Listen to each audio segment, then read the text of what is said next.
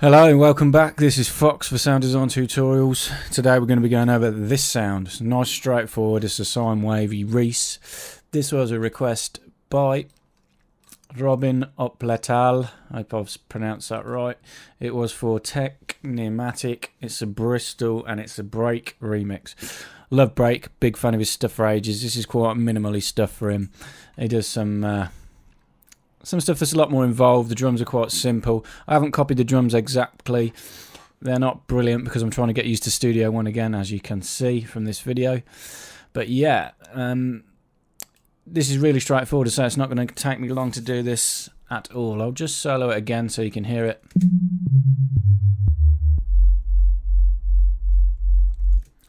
Lovely, Reese sort of subby sound. Good thing about these sort of sounds is because they're only pure sine waves, they don't take up a lot of your mix. They're easy to fit in, easy to get them to sit exactly how you want. It frees up a lot of space for other sounds to get your drums nice and crisp, if that's what you want to do. But yeah, this sound is free to download in the description. There was also a link in the description to that Technimatic Break remix track, so you can compare it to the original. Yeah, if you like this at all during the video, give it the thumbs up. Please subscribe if you haven't already. So let's get to it. I'm going to initialize this. There literally is nothing to it. It's two oscillators, both of them are the basic shapes, so we can get a sine wave.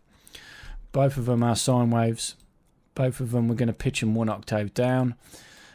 Quickly, the MIDI notes ranging from F3 all the way down to F1.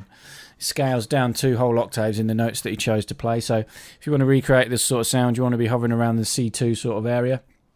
C F1 if you want that real deep sort of subby sound. Yeah, so as I say, why has that automatically done that? Because I'm on the wrong one. Yep, so 2 sine waves pitched down 1 octave.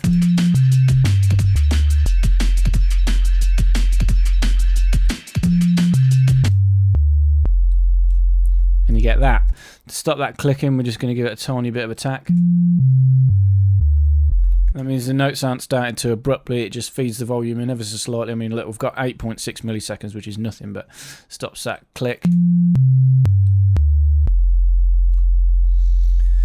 How we're going to give it the Reese-in feel is this fine, push it all the way up to 1. And what that's done is it's going to put this second oscillator 1 whole semitone above the original, which gives it a nice Reese sort of beat in. I tried to match it exactly to the one that I was listening to in the sound. It was a little bit slower than this, but it was as close as I could get.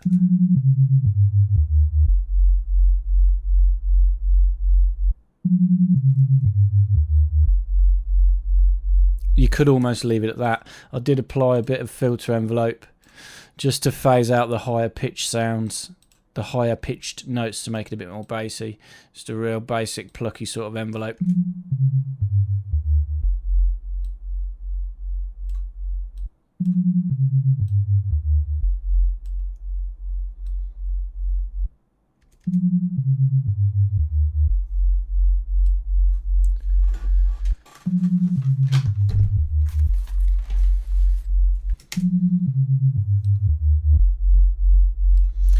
Couldn't be easier. Tiny bit of drive.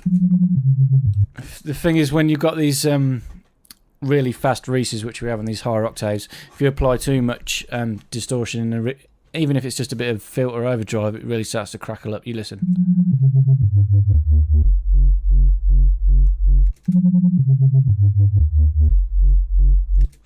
Just that sort of 9, 10, 11%, any more than that, it's really going to start to distort too much.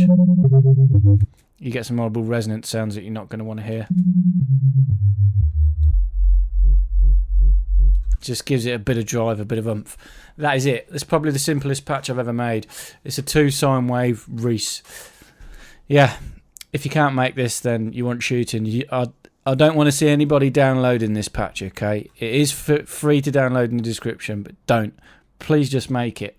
It's like 6 clicks away from an init patch. It's not worth downloading it and trying to install it into your bank. Just make it. But yeah.